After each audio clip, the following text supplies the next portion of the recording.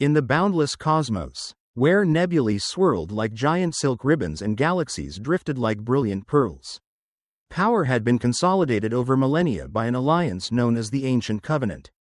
Not an empire, but an intricate web of hundreds of advanced species, bound by rules, treaties, and traditions forged across eons. They prided themselves on the stability, balance, and order they had created. Every regulation was millennia old. Every diplomatic ritual performed with meticulous attention to the smallest detail. This was the Covenant, a slow-moving yet unbreakable cosmic machine, designed to keep everything aligned with the universe's natural law. And then, they appeared, not from a distant galaxy, nor from another dimension, but from the very fringes of this galaxy. After an astounding, technological leap, humanity suddenly transformed from a primitive species, self-destructing in petty wars on their home world, into a nascent spacefaring power. But they were unlike any species the Covenant had ever encountered. They were impulsive, full of crazy ideas. And worst of all, they expanded rapidly, often ignoring the slow diplomatic rituals and rules of the Covenant. This caused not only annoyance, but deep concern. They were an anomaly, a glitch in the perfect tapestry of the Ancient Covenant. In a colossal cylindrical meeting chamber, illuminated by the soft glow of thousands of cultivated bioluminescent crystals, Admiral Zarkos, a high-ranking member of the Khater species, presided over an emergency session of the Covenant Security Council. Zarkos was more than just a military commander, he was a living monument to arrogance. His body was covered in a gleaming, metallic gray chitinous exoskeleton, tough as forged steel. His 6 limbs, each ending in a sharp pincer, tapped a steady rhythm on the crystal table. His compound eyes, complex and deep as the cosmos, blinked with fury, reflecting the images of dozens of representatives from various species seated around the massive circular table. The main item on the agenda was not the growing threat from the galactic rim, the dark abyss, an entity of unknown origin that devoured stars and life, leaving cold, barren voids in its wake. Although the abyss had consumed dozens of minor star systems and was drawing closer, Zarkos's primary concern was humanity's unacceptable arrogance. The latest reports from the Vorian monitoring stations, Zarkos growled, his voice hoarse as grinding stone, echoing through the vast chamber, show that humans are deploying unauthorized mining stations in our declared restricted zone. That area has been designated as a spatial buffer between Covenant territories and potential access points of the abyss. He slammed a pincer onto the table, creating a chilling clang. This is a blatant insult to the Covenant's sovereignty, an unacceptable act of aggression. A murmur arose. Representatives began exchanging whispers in their own languages. The representative of the Synthi, a sentient fluid species with a softly glowing body, sighed, creating subtle ripples on its surface. Its voice, translated through a vocalizer on the table, sounded gentle but weary. Admiral, shouldn't we be focusing on the complete disappearance of Lyra Prime, a vital Synthi colony? That is the 4th planet swallowed by the abyss this month. Billions of lives erased. Zarkos waved one of his 6 limbs, dismissing the Synthi's words as if they were insignificant insects. The threat of the dark abyss is still distant. Synthi representative, we have protocols and tiered defense systems to deal with it when the time comes. For now, the current order is threatened by humanity itself. Their insolence is a more immediate danger. Different species reacted in their own ways. The Xylar representatives, with their slender bodies and constantly flickering luminous senses, appeared bewildered. They were masters of logic and mathematics, and by their logic, a direct threat to planetary survival should take precedence. The Grox warriors, a species with thorny bodies and a fierce appearance, rumbled in agreement with Zarkos. To them, any border violation was an act of aggression. Just then, the meeting chamber door hissed open, breaking the tense atmosphere. A young Khater officer, with a dark green exoskeleton and large, timid eyes, awkwardly stepped inside. He was Kalen, a newly appointed diplomatic assistant. His inexperience was evident. He seemed unsure about breaking the silence. The human representative has arrived, Kalen announced, his voice slightly trembling, almost a whisper. Another wave of murmurs rippled through the room, this time carrying both curiosity and disdain. Surprise was evident on the faces of some representatives. They had expected a large delegation, perhaps a fleet commander, not a single individual. Stepping in was Dr. Aris Thorne. He didn't exude an air of grandeur or sophistication. He was a typical scientist, disheveled brown hair, a few unruly strands sticking up awkwardly, old glasses sliding down his nose, and a faded silver-gray lab coat that looked like he had just rushed from his laboratory. His attire wasn't a combat uniform or opulent diplomatic robes, but practical work clothes, with numerous pockets and small stains. He looked completely out of place among the lavishly robed diplomatic representatives and gleaming armored warriors. His face was a little sweaty, perhaps from the oppressive heat in the room, which was later known to be deliberately caused by Zarkos to exert pressure. But his eyes gleamed with sharp intellect, sweeping through the room with an unwavering curiosity. Zarkos glared at Aris. His compound eyes narrowed. "Dr. Thorne," he began, his voice laden with menace.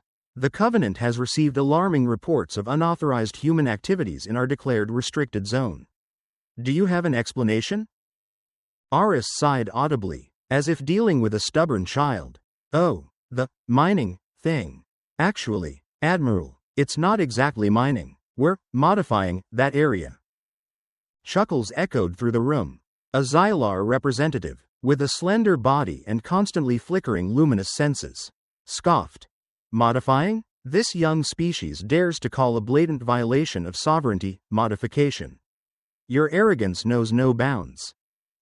Aris nodded seriously, unbothered by the taunts. "Precisely. We're converting void energy from the dark abyss into something useful. It's getting closer anyway, isn't it? We thought it was time to act instead of debating outdated rules and borders that mean nothing when survival is at stake." He shrugged, a simple gesture that was extremely out of place with the Covenant's solemn decorum. Admiral Zarkos snorted, his annoyance evident on his exoskeleton. "Converting void energy? That is impossible. The entire Covenant database, compiled over millennia by the greatest minds of the most advanced species, indicates that the abyss brings only absolute destruction. Nothing escapes it. Every attempt to control or harness it has failed miserably, leading to the destruction of numerous research stations and lives." "Not if you know how." Aris smiled mysteriously, unconcerned by Zarkos' skepticism. "We call it the Dawn Wave, a way to transform the destructive energy of the abyss into life energy. It's a bit noisy at first, and it requires a lot of initial priming reactions. That's why our mining stations need to be placed as close to the abyss as possible. We need the strongest contact points to get enough energy to trigger the reaction." He placed a small device, resembling a common data tablet but with some crude human modifications, on the table. "The Covenant has been debating the abyss for decades, analyzing, reporting, and waiting. You've run thousands of simulations and concluded it's inevitable. Meanwhile, we, in less than 5 years, have found a way to utilize it. Our mining stations are not mines in the traditional sense. They are experimental resonance chambers, designed to create contact points that resonate with void energy, manipulate its oscillations, and transform them." Admiral Zarkos suddenly became alert, his gaze wary, his pincers stopped, focusing entirely on Aris. "That's why the planets swallowed by the abyss in the past few years were all on humanity's expansion route. You deliberately put your colonies in danger?" His voice was filled with disbelief, not because of the violation, but because of the unimaginable recklessness, an act that no rational species would dare to commit. Aris nodded, his face calm as if discussing the weather on his home planet. "Yes, we used them as test beds. We couldn't risk the Covenant's densely populated, valuable planets, could we? Besides, we're newcomers, and our colonies are small, with significantly fewer people than your planet cities. We could afford to take greater risks to get the data we needed.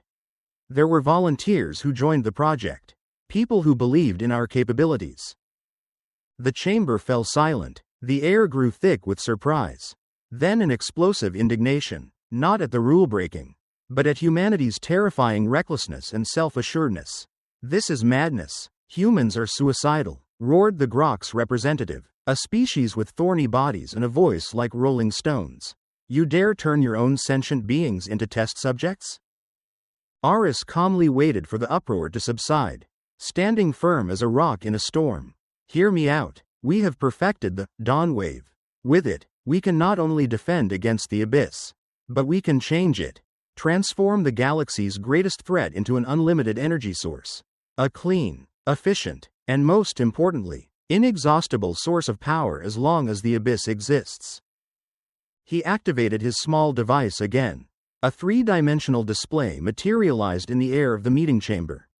Not a dry tactical map, but a spectacular visual simulation. A section of the dark abyss, usually known for its terrifying, inky blackness, was contracting. Instead, brilliant tendrils of energy, azure and golden, shot from its center, spiraling and fanning out like petals. It looked like a giant, vibrant cosmic flower blooming from the profound darkness. This requires the cooperation of all of you, Aris said, his voice no longer an explanation but a powerful declaration. Every species in the Covenant has unique technologies and resources that we need to make this project a large-scale reality. The Khater's micro-machinery and precision construction capabilities. The Synthy's efficient energy transmission technology and force field shaping abilities. Or the Zyre's unparalleled data analysis and understanding of complex structures, all are essential. This is not solely a human project. This is the future of the galaxy. For all of us. Admiral Zarkos looked at Aris with astonishment. Every word, every thought of his contempt and anger had been swept away by that sight. Humanity had not only solved a problem the Covenant had been stumped by for centuries. A threat they believed was inevitable. But they had done so in a reckless, unconventional, and most importantly, successful way. They had turned an existential threat into an unprecedented opportunity. The entire philosophical foundation of the Covenant, based on control, rules, and sequential evolution, was being shaken by a young species in just a few decades. What do you want? Zarkos asked, his voice now devoid of its usual anger and arrogance, replaced instead by a profound caution. He felt a strange unease in his chest, something rare for a Khater. It was the feeling of uncertainty. Aris smiled. It wasn't a warm smile, but one filled with calculation and confidence, tinged with a hint of weariness. We want an equal voice in the Covenant. We want the Covenant to stop debating and start acting. We want the Covenant to focus on real threats, not outdated rules or meaningless territorial disputes. We want to be able to experiment, to innovate without being labeled protocol violations or arrogance. We want flexibility. The galaxy is changing, and the Covenant must change with it. Murmurs rose again, but this time not of contempt or indignation, but of fierce and chaotic debate. Many still couldn't accept humanity's arrogance. The idea of relinquishing power or altering traditions.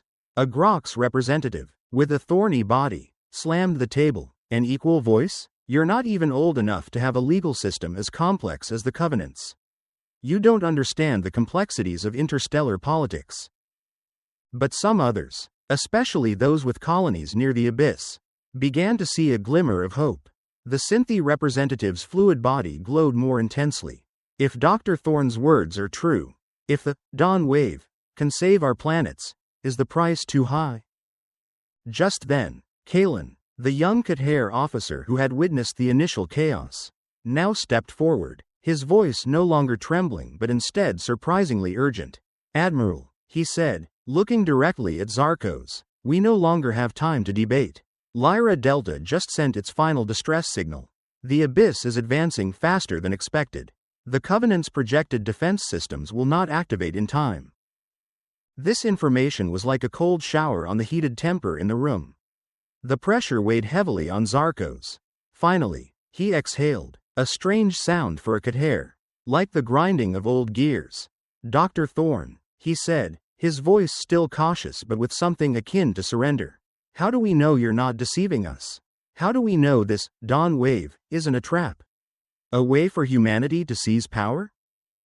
Aris looked directly into Zarkos' eyes, not flinching. Admiral, we have staked the lives of millions of our own citizens on this. We have put our colonies in extreme danger. If it's a trap, we are the first fools to fall into it. We cannot do this alone. We need your support, your resources, and your technology. And most importantly, we need your trust. You have had millennia of rules and order. Now, try a little risk and faith in the unprecedented. The discussion lasted for hours, stretching through the cold hours of space. Tense and challenging, representatives debated, analyzed, and finally, confronted the undeniable truth. The dark abyss continued to consume planets. And humanity's dawn wave demonstrations grew increasingly impressive, proving its feasibility. It was a historic night for the ancient covenant. Under the pressure of impending extinction, they were forced to concede. Humans were not only intelligent, they were also extremely pragmatic, daring, and willing to take terrifying risks that no rational species would. Finally, the Covenant was forced to cooperate with humanity. The Dawn Wave became a joint project, an unprecedented collaboration. Scientific teams from every species, led by Aris Thorn, worked tirelessly, combining their knowledge and technology. Integrating different technologies and methodologies was a colossal challenge. Khater engineers learned how to work with humanity's patchwork systems. Xylar scientists struggled to understand the illogical logic in Aris's calculations. And Synthi technicians had to adapt their subtle energy fields to the crude but powerful oscillations of the Dawn Wave. But the pressure from the abyss pushed them past all disagreements and cultural differences. Space was transformed. Gigantic Dawn Wave resonators gradually took shape in the frontier star systems where the dark abyss threatened. They not only created energy shields to push back the abyss but also converted its destructive energy into a clean, abundant resource that could power thousands of star systems. The galaxy had changed forever. The dark abyss was no longer a terror, but a magnificent energy source, bringing unprecedented prosperity. The decision to cooperate with humanity, though reluctant, created a ripple effect throughout the ancient covenant.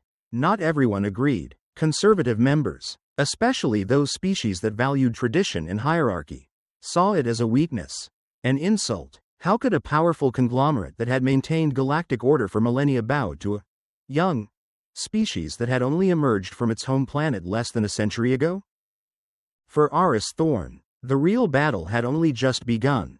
His laboratory, no longer a tiny room on an outpost, was now part of a massive research complex, hastily built on a newly designated frontier planet.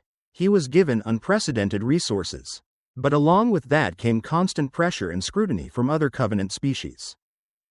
Dr. Thorn, I don't understand why your resonance converter device requires such a large amount of crude crotan alloy, grumbled a Khater scientist named Killian.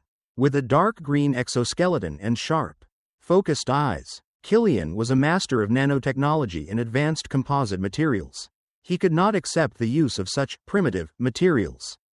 Its molecular structure is inefficient. We can synthesize a material 10 times lighter and stronger in minutes. Aris sighed, rubbing his temples. I know, Killian, but crotan has a specific resonant property with the abyss's energy oscillations. Your synthetic materials are too pure. They don't have enough noise to create the necessary friction to capture and direct those chaotic energies. Think of it like a filter. You need something rough to hold back the larger particles. Killian took a deep breath, a sign of discomfort for a Khater. Rough? We're talking about controlling a cosmic phenomenon, not filtering dust. And that's why your methods didn't work, Aris retorted, his voice calm but firm. Sometimes, complexity lies in simplicity, and effectiveness lies in unconventional methods. Try to have a little faith in our crazy ideas. Similar confrontations occurred daily, in every field. Xylar engineers, with their unparalleled data analysis capabilities, struggled with the illogical logic of the Dawn Wave systems. They tried to impose perfect algorithms and precise predictive models. But Aris's system relied on continuous adaptation and intuitive adjustments. One Xylar scientist even declared Aris's work magic rather than science, after witnessing a successful simulation that didn't follow any physical laws they knew. Meanwhile, Kalen was promoted and assigned to work directly with Admiral Zarkos to coordinate resources and deploy the large-scale Dawn Wave resonance stations. Their relationship was strained. Zarkos still maintained his arrogant demeanor. But Kalen noticed a subtle change. Sometimes, when they discussed the latest reports from the Dark Abyss, a flicker of worry crossed the Admiral's compound eyes. Resonance Station Omega-7 is still not reaching optimal efficiency, Zarkos grumbled one day, pointing to a blinking spot on the galactic map display. Our Synthi engineers report that they cannot stabilize the energy field according to Dr. Thorne's parameters. Kalen sighed. Admiral, as I have explained, the Synthi energy fields are too stable. They have been trained to create perfect balance. But the Dawn Wave doesn't need perfect balance. It needs controlled oscillation. It needs a bit of purposeful chaos to convert the abyss's energy. It's like trying to control a wild beast. You can't completely tame it, you have to learn how to ride it. Zarkos stared at Kalen. Wild beast? That's a strange interpretation for a physical phenomenon. The Covenant always controls everything. We don't ride dangerous things. And that's why the abyss was swallowing your planets, while we found a way to turn it into an energy source. Kalen frankly replied, a new confidence having seeped into his voice. Silence filled the office. Zarkos had no rebuttal. Kalen felt a slight tension ease in the air, as if a small iceberg had melted. He knew that for this project to succeed, the Covenant had to change not only its technology, but also its philosophy. The cooperation continued, slowly but steadily. Gigantic Dawn Wave devices gradually took shape in the frontier star systems where the Dark Abyss threatened. Each station was a masterpiece of hybrid engineering, combining humanity's crude materials with the Covenant's high-tech solutions. The Synthi's energy modulators, the Zyre's sophisticated sensors, the Kater's sturdy frameworks, all were integrated into Aris's patchwork designs. Long days of continuous work in the laboratory, sleepless nights as Aris fine-tuned every smallest parameter of the resonators. He constantly had to convince the Covenant scientists about concepts they considered illogical: inverted energy, nonlinear oscillations, and the concept of the abyss's positive criticality point. Doctor, our models predict an uncontrollable energy outburst if we activate the modulator with that amplitude. A Synthi scientist vocalized, his liquid body trembling with anxiety. Aris smiled. Precisely. That's the key point. We need that outburst, but controlled. Think of it as a jolt. We don't want it to destroy everything, but we need it strong enough to awaken the abyss in the way we want. And they did, in a large-scale test, witnessed by high-ranking Covenant officials via remote screens. One of the first resonance stations was activated. Initially, there was chaos. Sensors displayed energy levels exceeding all safety limits. Covenant scientists screamed, demanding cancellation, but Aris, with terrifying calm, ordered them to continue. Tension has reached its limit. Kalen, who was on the station, reported via comms, his voice strained. Continue, Aris commanded, his eyes fixed on the display, exactly as predicted. Then, the miracle happened. Instead of erupting into nothingness, the dark abyss in that area began to react. The inky black bands of energy, which consumed light, began to change color. They shifted to a dull gray. And then gradually, luminous blue and golden streaks began to radiate from deep within. The abyss was no longer consuming, it was glowing. It was like seeing a monster tamed. The destructive energy of the abyss, now routed and transformed by the Dawn Wave, began to flow back into the stations. The heavily affected planets from before began to show signs of recovery. Albeit slowly, environments started to stabilize, and even crude energy crystals began to form on their surfaces. Admiral Zarkos, who had watched the entire event from his command office, was utterly silent. He had seen the impossible. Kater logic could not explain this. It was an unthinkable victory. Blank, blank. In the boundless cosmos, where nebulae swirled like colossal silk ribbons and galaxies drifted like brilliant pearls, power had been solidified over millennia by an alliance called the Ancient Covenant. Not an empire, but a complex network of hundreds of advanced species, bound by rules, treaties, and traditions forged across eons. They prided themselves on stability, balance, and the order they had established. Every regulation dated back thousands of years. Every diplomatic ritual was executed with meticulous attention to the smallest detail. This was the Covenant, a slow-moving yet unbreakable cosmic machine, designed to keep everything in accordance with the universe's natural law. And then, they appeared, not from a distant galaxy, nor from another dimension, but from this very galaxy's own ragged outer rim. After an astonishing great leap, humanity abruptly transformed from a primitive species, self-destructing in petty wars on their world, into a nascent space power. But they were unlike any species the Covenant had ever encountered. They were impulsive, full of crazy ideas. And worst of all, they expanded rapidly, often ignoring the Covenant's slow diplomatic protocols and rules. This not only caused annoyance but also deep concern. They were an anomaly, a glitch in the ancient Covenant's perfect tapestry. In a massive cylindrical briefing chamber, softly lit by thousands of cultivated bioluminescent crystals, Admiral Zarkos, a high-ranking member of the Khater race, presided over an emergency session of the Covenant Security Council. Zarkos was not merely a military commander, he was a living monument to arrogance. His body was covered in sleek, metallic gray chitinous armor, as hard as forged steel. His 6 limbs, each ending in a sharp pincer, tapped a steady rhythm on the crystal table. His compound eyes, complex and deep as the cosmos, flickered with anger, reflecting the images of dozens of representatives from various species seated around the colossal round table. The primary issue on the agenda was not the growing threat from the galactic fringe, the dark abyss, an entity of unknown origin that consumed stars and life, leaving cold, sterile voids in its wake. Although the abyss had swallowed dozens of minor star systems and was drawing closer, Zarkos's main concern was humanity's unacceptable arrogance.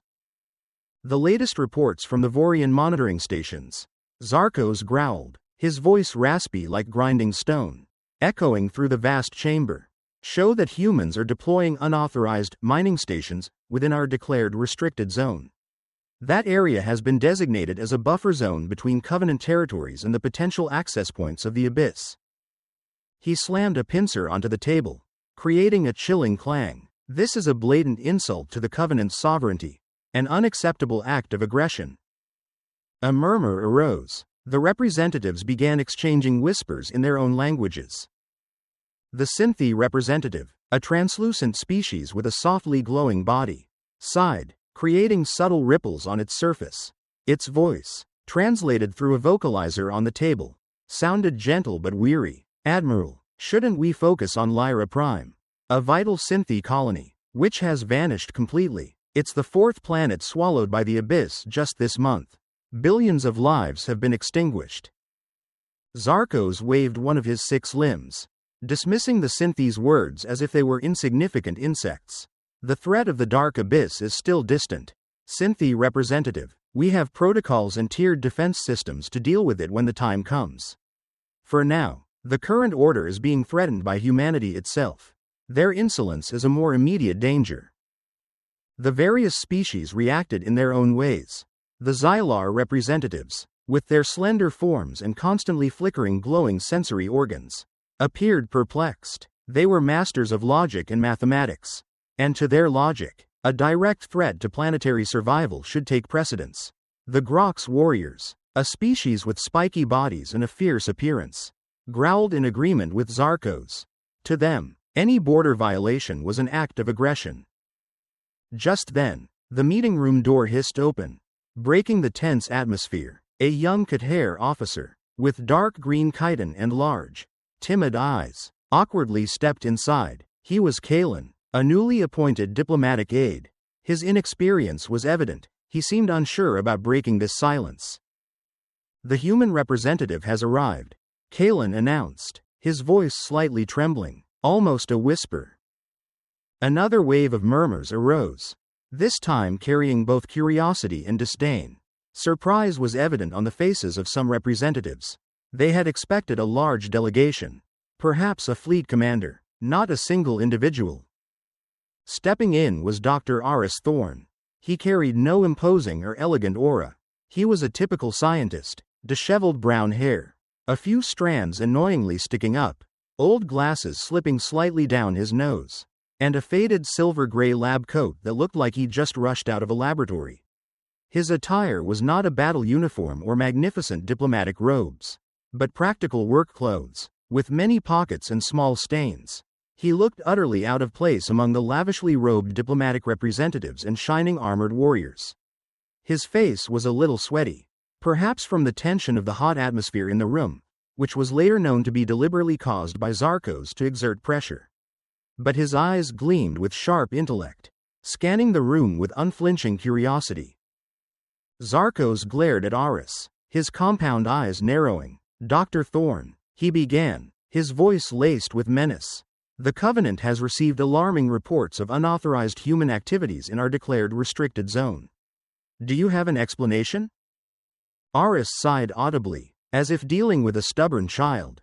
"Oh, the mining. Actually, Admiral, it's not exactly mining. We're modifying that area." A ripple of chuckles spread across the room. A Xylar representative, with its slender form and constantly flickering glowing sensory organs, scoffed. "Modifying? This young species dares to call a blatant violation of sovereignty modifying. Your arrogance knows no bounds." Aris nodded solemnly, undeterred by the taunts. "That's right, we're turning void energy from the dark abyss into something useful. It's moving closer anyway, isn't it? We thought it was time to act instead of arguing over outdated rules and borders that no longer make sense when survival is at stake." He shrugged, a simple gesture that was utterly out of place with the Covenant's solemn etiquette. Admiral Zarkos snorted, his annoyance clearly visible on his chitinous shell. "Turning void energy? That is impossible. The entire Covenant database, compiled over millennia by the greatest minds of the most advanced species, indicates that the abyss brings only absolute destruction. Nothing escapes it. Every attempt to control or harness it has failed miserably, leading to the annihilation of many research stations and lives."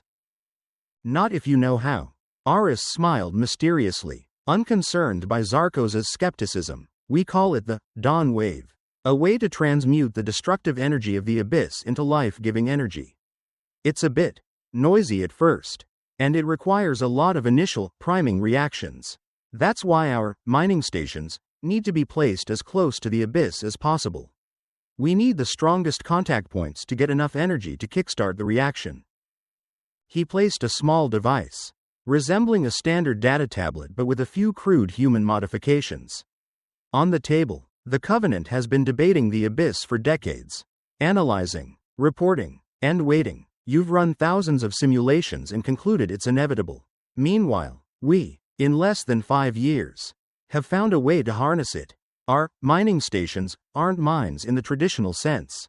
They are experimental resonators, designed to create resonant contact points with the void energy, control its oscillations, and transmute them."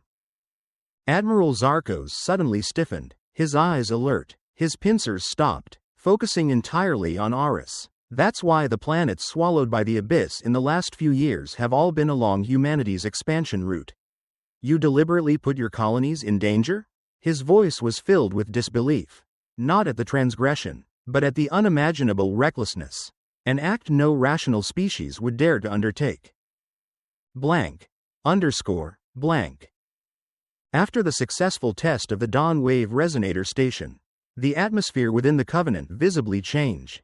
Skepticism did not completely disappear, but it gave way to astonishment and a reluctant acceptance. The species representatives who had once ridiculed Aris now lined up to review the data reports. However, major barriers remained. Some factions within the Covenant, especially those who had benefited from the old power structure, still tried to hinder the large-scale deployment of the Dawn Wave. They feared that change would make them lose their status. They cited unassessed risks, unforeseen ecological impacts, and violations of old treaties. "Dr. Thorne, I observe that these energy contact points can cause minor disturbances in the warp field." A slender Xylar representative, named Lumina, told Aris in a private meeting.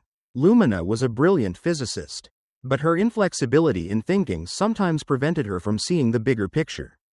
Our simulations show this could affect critical Covenant trade routes.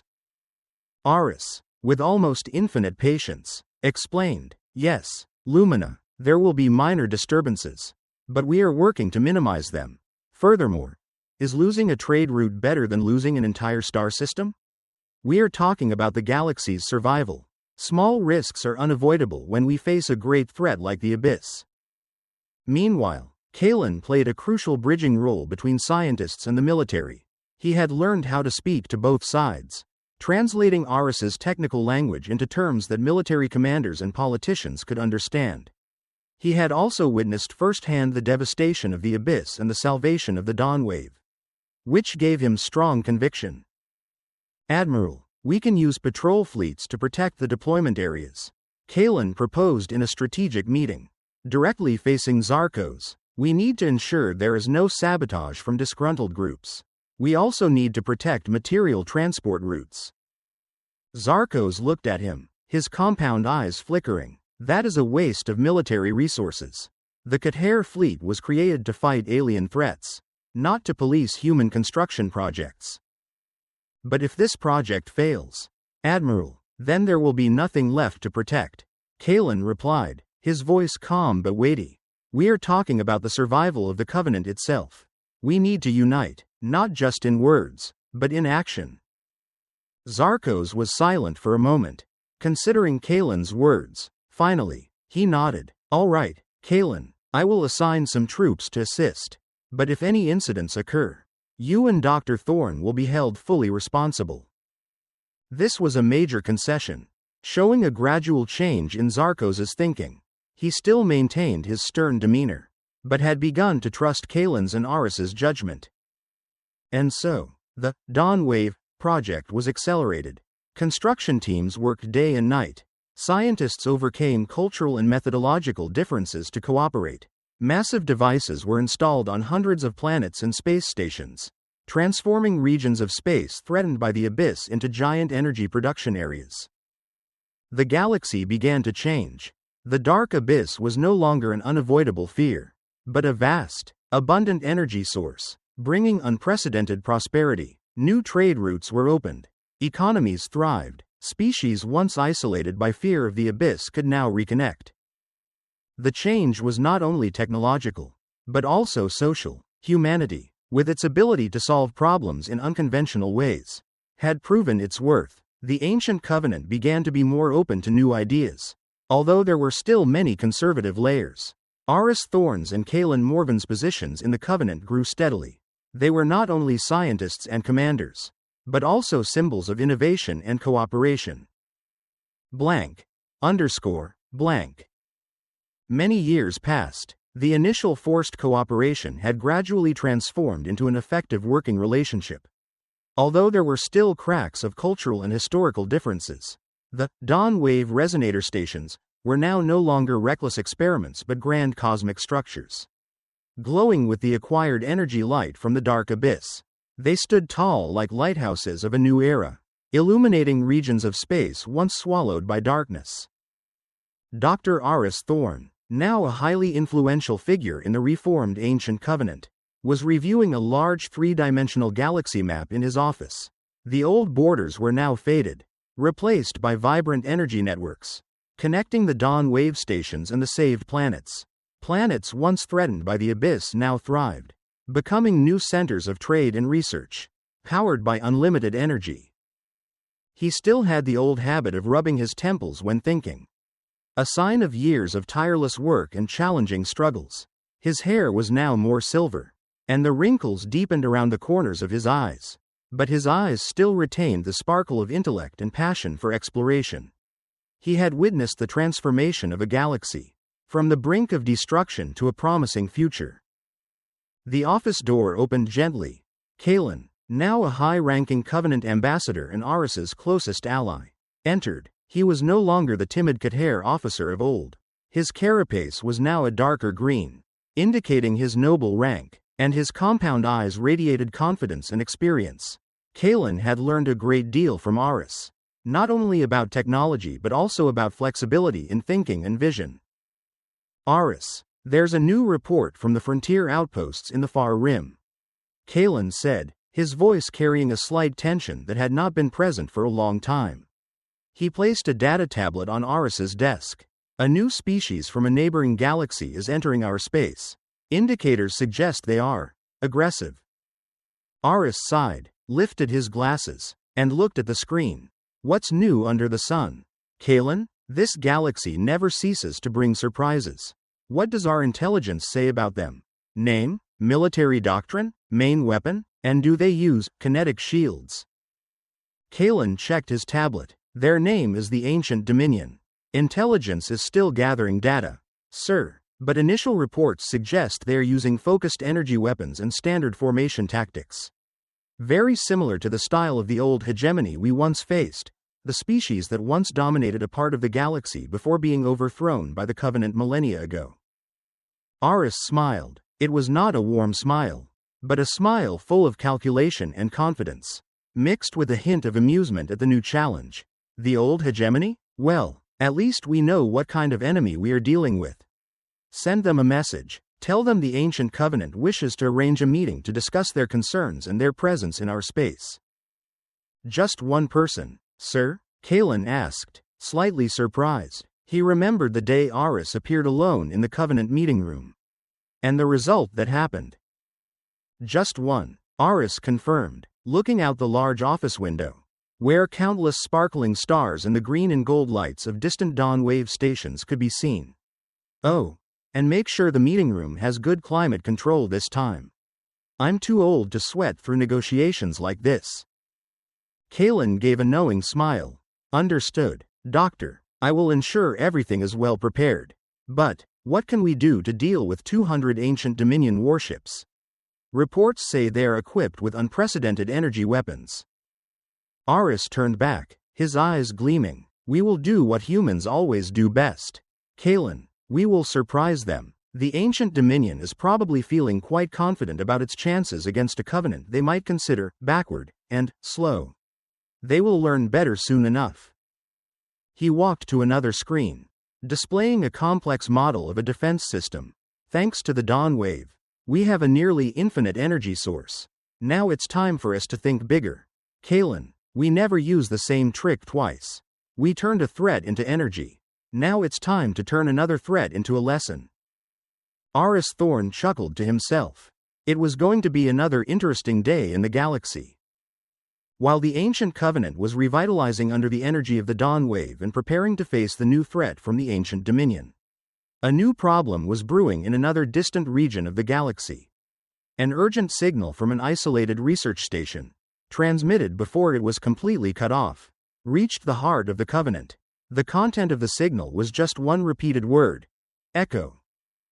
Echo was not a species, nor an energy phenomenon like the abyss. It was a distortion of reality, a tear in the fabric of space-time. It manifested as material echoes, ghostly images of a violent past. A modern starship could suddenly transform into molten fragments of a century-old collision. Or a complex architectural structure could be reverted to the primordial rock from which it was created. Echo did not destroy, it reversed. It returned matter to an earlier state in its history, often a crude, unstable, or destroyed state.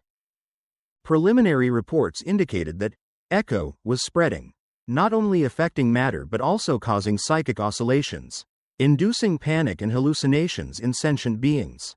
It was like a festering wound in the very flow of time. Dr. Thorne, Xylar scientists report that their models cannot predict the spread of echo. Kalen informed Aris in an emergency meeting. It does not follow any physical laws or logic we know. Aris frowned. The abyss was a terrible threat, but at least it followed certain energy rules. Echo was different. It was a completely new challenge, something that even humanity's innovation from remnants philosophy had never faced. We must send a research team there immediately, Aris ordered. I need to understand how it works. If it can revert matter, can we revert it, or at least reroute it? Lieutenant Lyra, a talented young human pilot, who had witnessed Echo's first effects on the frontier outposts, volunteered to lead a small expedition team. Her ship, the Pathfinder, was equipped with advanced sensors and dawn-wave energy collectors, powerful enough to create a small protective field. As the Pathfinder entered the Echo-affected area, the sight that appeared was horrifying. Abandoned ships drifted in space, but not as ordinary debris. A large transport ship suddenly transformed into a cloud of primordial gas and dust. A modern communication satellite, rewound, through its forms. From a complex metal block to a crude rock, the sounds of space were distorted, creating strange hums and strange moans. "Sensors are going crazy, Commander," a young pilot reported. "We are receiving time signals from thousands of years ago." Ghostly images appear on the screen. Lyra looked out the cockpit window. A blurred shadow of an ancient city, brilliantly lit, suddenly appeared and disappeared in empty space, like a fleeting memory of the universe. "Admiral Zarko's Arcot-Hare troops have tried to establish a blockade, but Echo has turned our energy walls into rusted metal structures," another Khair officer reported in the emergency meeting. The appearance of Echo disrupted all Covenant plans, including preparations to deal with the ancient Dominion. It was an incomprehensible threat, impossible to counter with traditional force. The Covenant's rules had no protocols for this. Aris Thorn received reports from Lyra and her team. Echo was not a weapon or a creature.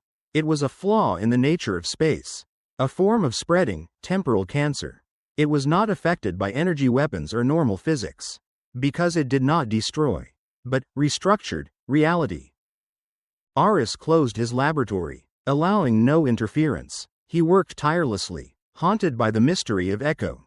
He believed that if he could understand how it worked, even its illogical rules, they could find a way to control it. "We need to find its origin point," Aris muttered to Kalen, who had spent hours by his side, assisting with every request. "Everything has a cause. Echo cannot appear from nothing." Through analyzing Echo-affected matter samples, Aris discovered something astonishing. Each time matter was reversed, it left a small energy trace, an echo, at the subatomic level. By gathering enough of these echoes, he could build a map, a reverse time map, leading him to Echo's origin point. "You are insane," Admiral Zarkos growled when Aris presented his theory. "The threat of the ancient Dominion is at hand, and you want to rush into an incomprehensible spatial phenomenon? If we don't resolve Echo, then the ancient Dominion won't need to bother." "Admiral," Aris replied, unafraid, "the galaxy will self-destruct from within. Furthermore, understanding Echo could give us an unexpected advantage against the Dominion. Think of a technology that could reverse enemy weapons, or neutralize their shields by returning them to their primordial state." Zarkos' eyes flashed with a spark of interest. Tactical advantage, that was a language he understood. With reluctant approval from Zarkos, Aris and Lyra along with a small team set off for the epicenter of Echo. Guided by Aris's time map, it was a region of space known as the Valley of Oblivion. An area ignored by the Covenant, too distant and useless. When they arrived at the Valley of Oblivion, they found an unbelievable sight. It was not a planet, but a giant artificial structure, an architectural mass built from an unknown material. It had been heavily affected by Echo. Half of it reversed to its primordial state, the other half still intact, but covered by ripples of temporal energy. "Doctor, this is," Lyra whispered, completely stunned. Aris moved closer, his sensors operating at full capacity. "This is an experiment, Lyra, an ancient experiment by some species. They tried to manipulate time and matter, and they failed miserably. This is why Echo exists. It's not a natural phenomenon. It's a wound in the flow of time, an unintended consequence of an overly large intervention." Suddenly, a powerful energy beam shot out from the structure. A small fleet of the ancient Dominion, seemingly also exploring this area, appeared from behind the structure. "Dr. Thorn, we are detected," Lyra exclaimed. "Should we retreat?"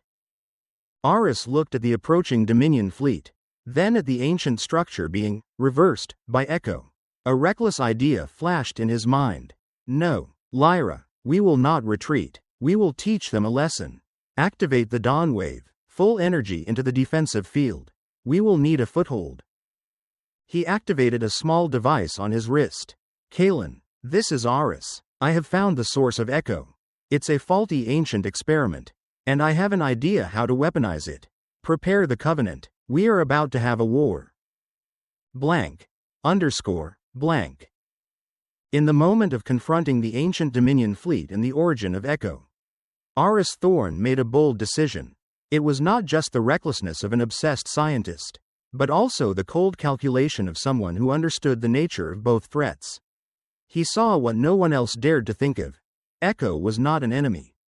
It was a tool. Activate the dawn wave, full power into the defensive field.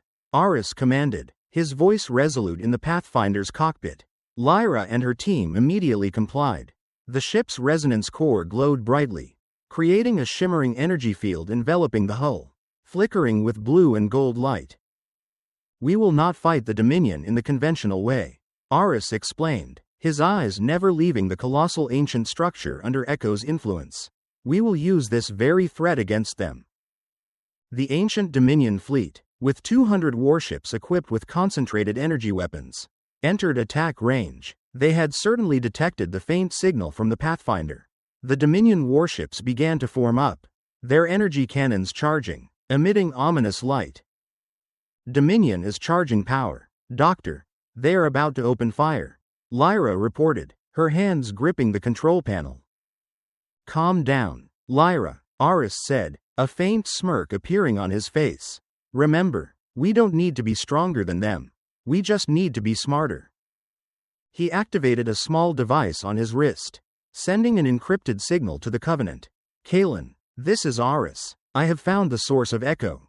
It is a faulty ancient experiment of an unknown species, and I have an idea how to weaponize it. Prepare the Covenant. We are about to have a war, but not in the way we think. On the Covenant command ship, Admiral Zarkos and Ambassador Kalen received Aris's signal. Zarkos growled, his pincers clacking on the table. Unbelievable. Dr. Thorn wants to weaponize a destructive phenomenon? Moreover, right when we are facing the Dominion fleet. That is madness. Admiral, you have seen what he can do with the Abyss, Kalen calmly said, trying to contain Zarkos' anger. Aris always has unconventional approaches. Trust him. He said that understanding Echo could give us an advantage against the Dominion. Perhaps, the Dominion's concentrated energy weapons will not work against something that can reverse them to their primordial state.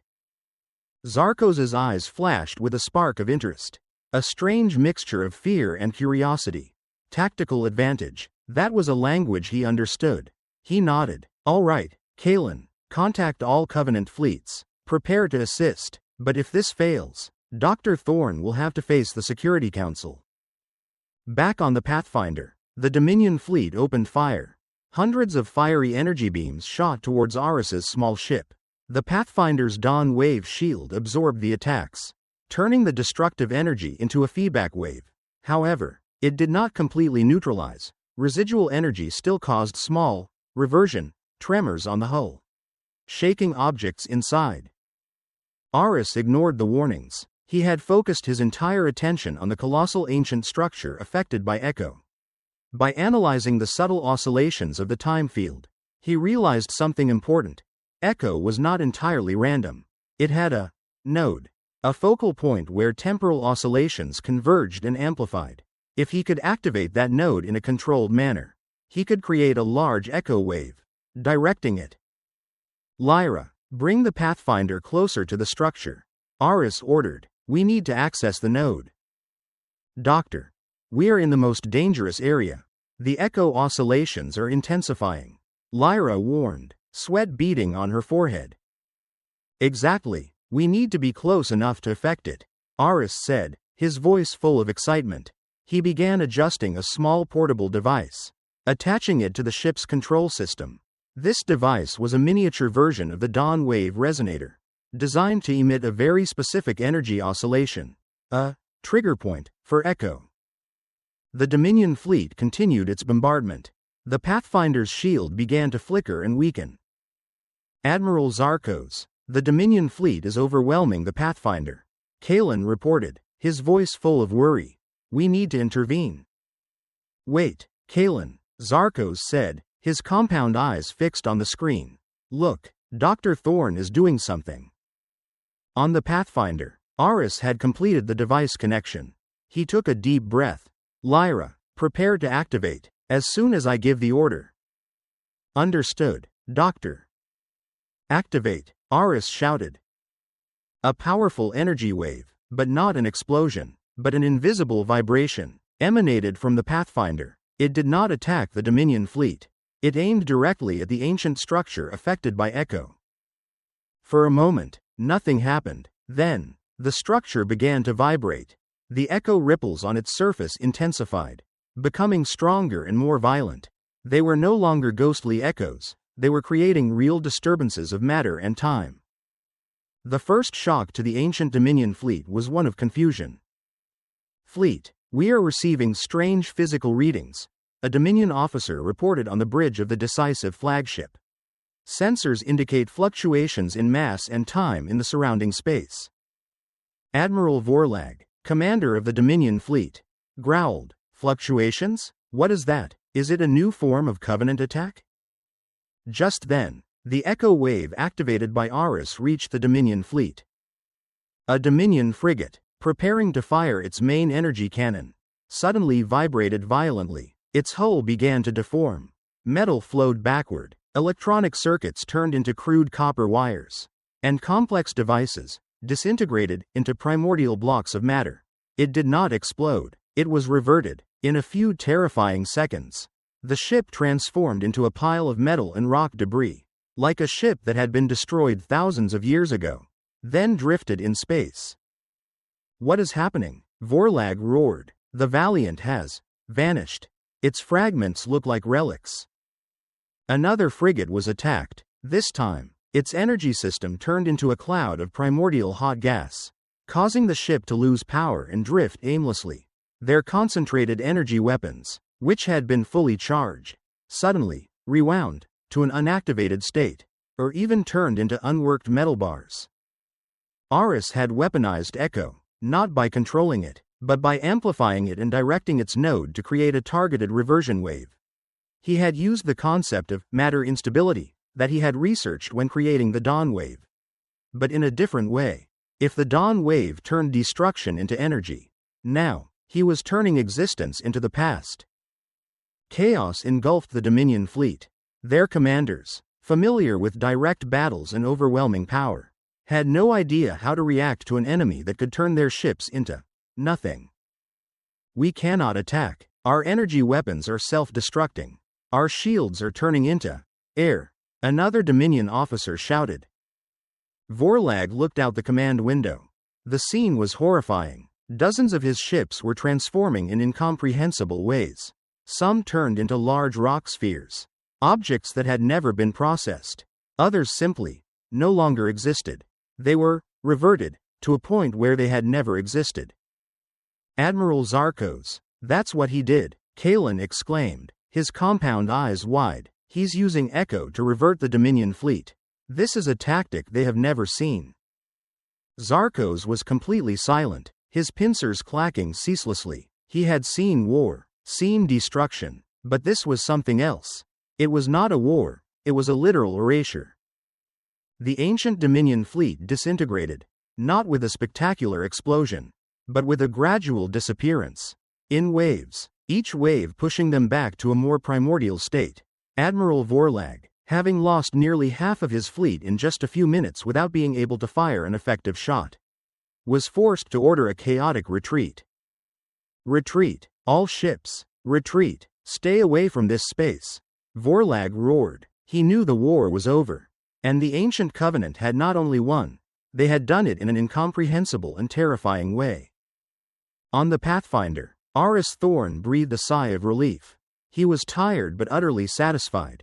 We did it, Lyra. The Dominion will not dare to come back. They have tasted the chaos of the past. We gave them a lesson they will never forget. Lyra agreed, a radiant smile on her face. The reversion event of the Dominion fleet spread throughout the galaxy like a legend. The ancient covenant, already strengthened by the dawn wave, was now viewed with new respect, not only for their power but also for their unexpected innovation. Species that had once been reserved with humanity now had to reconsider. Admiral Zarkos met Aris Thorn again, this time in Aris's office. He did not growl or act arrogant. Instead, he bowed slightly, a rare gesture of respect from a high-ranking Kater. "Dr. Thorn," Zarkos said, his voice deeper than ever, "you have done the impossible. You not only saved us from the abyss, but also protected us from the ancient dominion. The ancient covenant owes you a great debt." Aris smiled. "Not me, Admiral. It's our cooperation. The covenant took risks. You change. That's what's most important." And that was the truth. The ancient covenant had truly changed. Rigid rules were loosened. Flexibility was encouraged. Humanity, with its ability to innovate in unconventional thinking, had become an indispensable part of the covenant, with an equal voice in all important decisions. Kalen, now a respected ambassador, worked tirelessly to build bridges between species, fostering understanding and cooperation. He often told new species, when you face a seemingly insoluble problem, don't just look at what is known. Seek new ideas, unusual approaches, trust in the power of innovation, and remember that sometimes, the greatest things come from the least expected places. Aris Thorn continued to research cosmic phenomena, including finding ways to completely control and regulate echo so that it could be used for peaceful purposes, as a tool for regeneration or healing. The galaxy entered a new era of prosperity and exploration. The dark abyss, now controlled and exploited, provided unlimited energy. The threat from the ancient dominion had been repelled, and the message of the Covenant's surprise had spread throughout the universe. But the revolution, it seemed, was far from over. The vast galaxy still held many mysteries, and humanity, with its resilience and tireless capacity for innovation, was always ready to seek the next dawn waves, turning hardship into opportunity, and the impossible into the possible.